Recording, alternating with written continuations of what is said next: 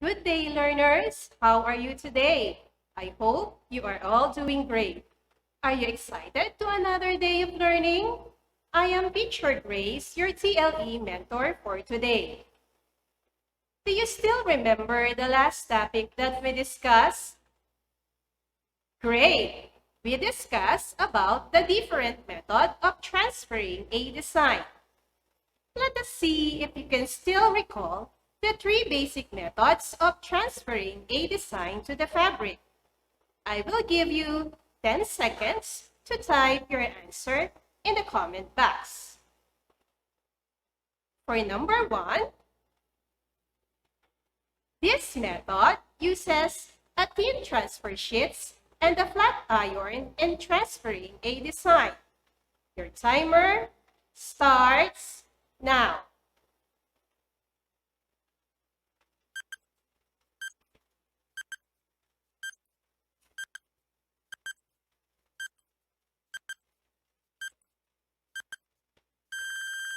Time is up. The correct answer is hot iron transfer method. Next, this method uses a tracing wheel and preferably dressmaker's carbon paper. 10 seconds starts now.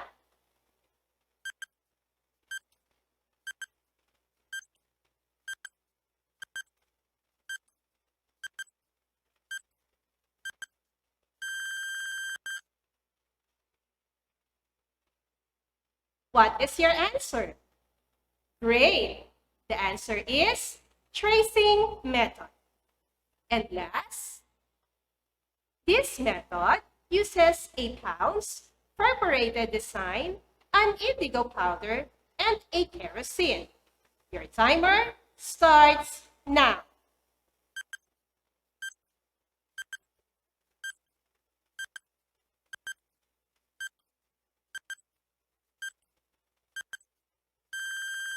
Time is up. What is your answer? Very good. The answer is stamping method. Well done, learners. Today, we are going to discuss the basics of recycling. Based on MELPS, our learning competency is produce a recycled project. Our learning outcome 1 is understanding recycling. Under this, we have 1.1, recycled articles are identified based on the recyclable materials used. For the objectives, at the end of the lesson, the learners are expected to, number 1, identify the common materials used in recycling. Number 2, create a recycled article from any materials available at home. And number 3, appreciate the advantages of recycling for environmental sustainability.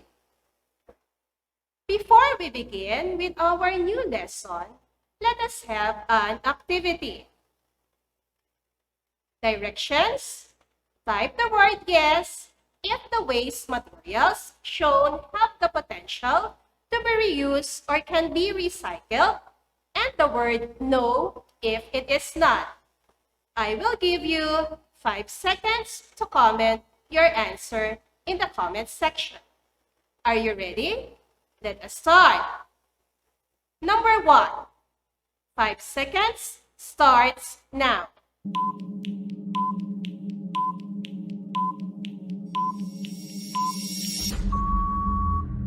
Time is up. What is your answer?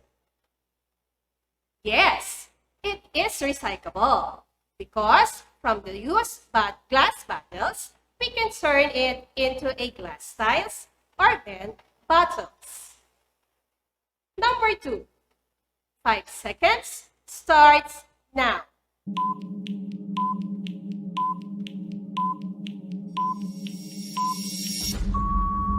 Time is up.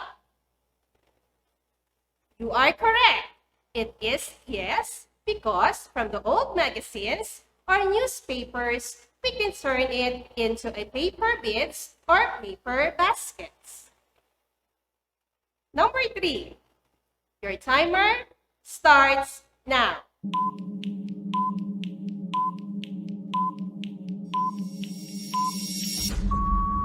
Time is up. What is your answer? Very good. Batteries are not recyclable because they contain lead and strong corrosive materials that can cause burns and dangers to our eyes and skin. Number 4, your timer starts now.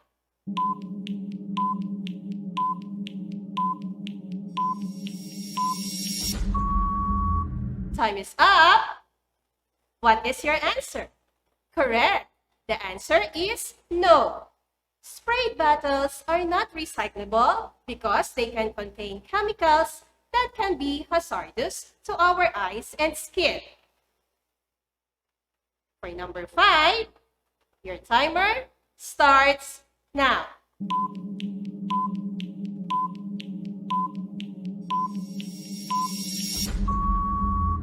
Time is up. What is your answer? Right.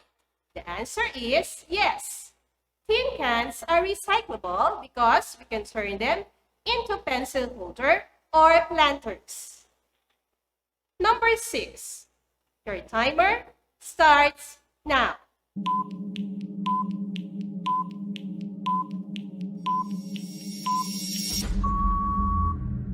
Time is up. What is your answer? Very good. It is yes, because we can turn plastic bottles into a lot of things like plastic sculptures and many more. Number 7. Your timer starts now.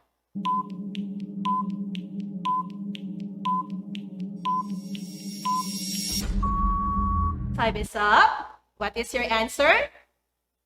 Very good.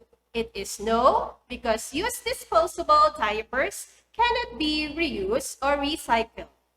Very well, learners. You're doing great. Now, do you know the meaning of this symbol? Correct. It is a symbol for recycling. But what is recycling? Do you have any idea about it? Recycling is the process of transforming an item which has already served its original purpose but is still durable into something that can still be used for another purpose. Garbage disposal is one of the biggest problems we Filipinos face today. There are so many things we throw away, burn, or just take for granted, while the sophisticated first-world technology for waste processing is not within our reach. Recycling is the answer to the worsening problem of garbage disposal. Instead of throwing away the scraps we have at home and waste them totally, we can be more imaginative, creative, and resourceful person by seeing potential in waste materials. There is truth in saying that there is cash in trash. All we need is a little entrepreneurship skill and a lot of concern for environment. But why does the amount of waste is continuously increasing? The amount of rubbish we create is continuously increasing because increasing wealth means that people are buying more products and ultimately creating more waste. Increasing population means that there are more people in the planet to create waste. New packaging and technological products are being developed.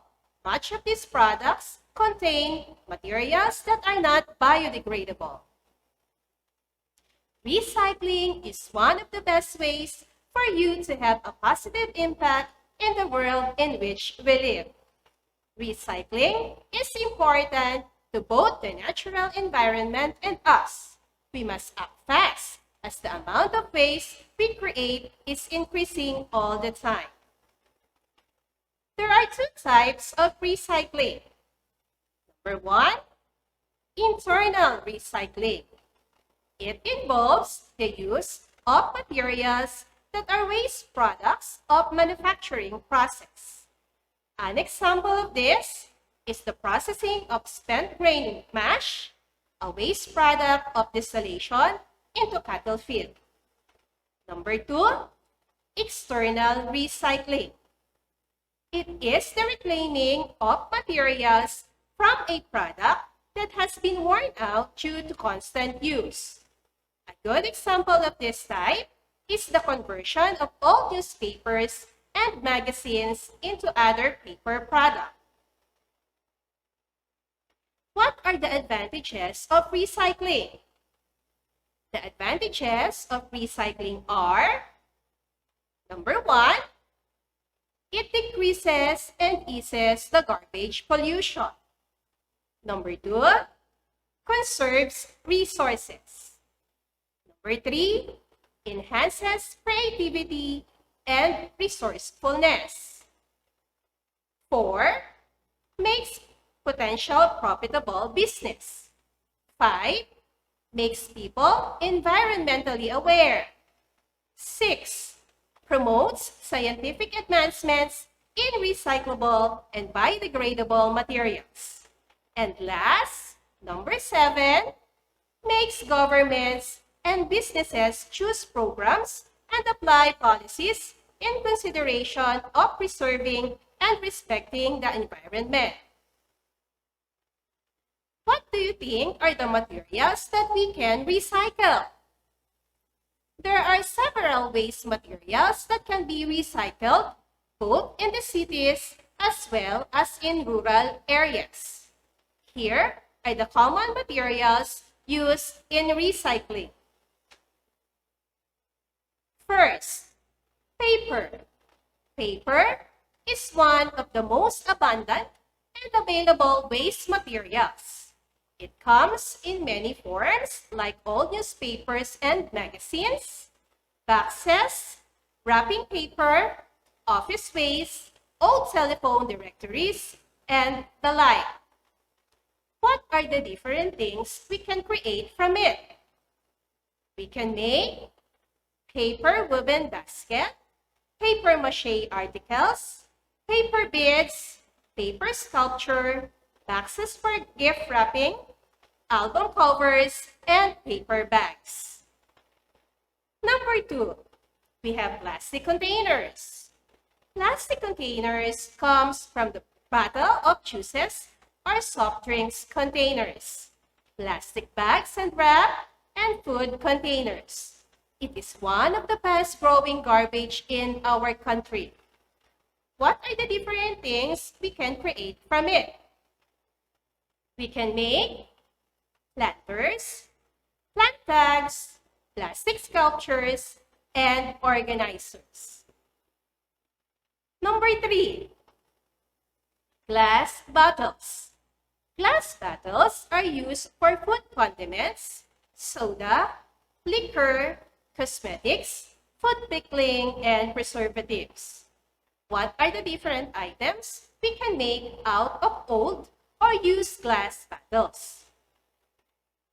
We can make decanters, storage items, terrariums, cat bottles, bent bottles, and glass tiles. Number 4, fabric scrap. If you love sewing, then chances are you have a few fabric scraps left over. So what are the different things we can do from it? We can make quilting and patchwork projects, rags, doilies, runners of hand-stitched circles of fabrics, stuffed toys, hair accessories, fabric flowers, and collages. Number 5, yarn waste. The demand for clothing is increasing worldwide, and the amount of waste yarn is also increasing. So what can we do with that? We can do rugs, tapestries, embroidery yarn, crochet, knitted articles, and string art. Number 6, tin cans. Tin can is a container for food for distribution or storage of goods made of tin metal. And because of its high demand, people, after using it, are throwing it directly to the garbage bin. But we can turn it into canisters, storage bins, planters, baking tins, candle holders, kerosene lamps, metal art, and water catchers. Now that you know that there are a lot of materials that we can recycle to decrease the amount of garbage in our country, let us give it a try to practice recycling. Let us proceed now to what's more in our module. Directions. Arrange the following letters to form the name of each picture. I will give you 10 seconds to type in your answer in the comments section. Number 1. Timer starts now.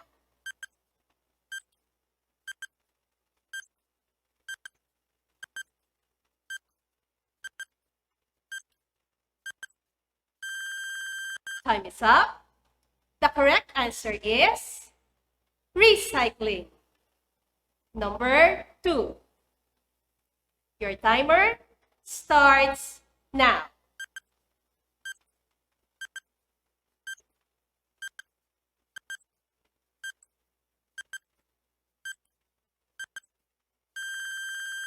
Time is up. The correct answer is soda cans. Very good, learners. Number 3. Timer starts now.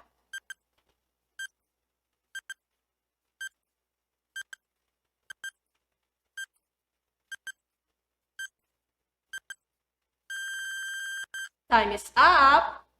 Great. The correct answer is glass bottles. Number 4. 10 seconds starts now.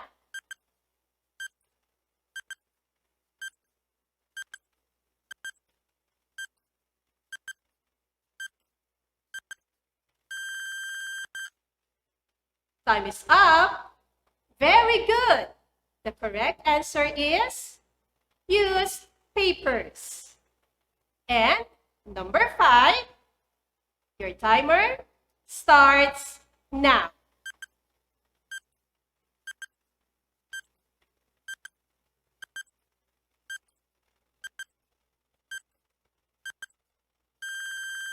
Time is up.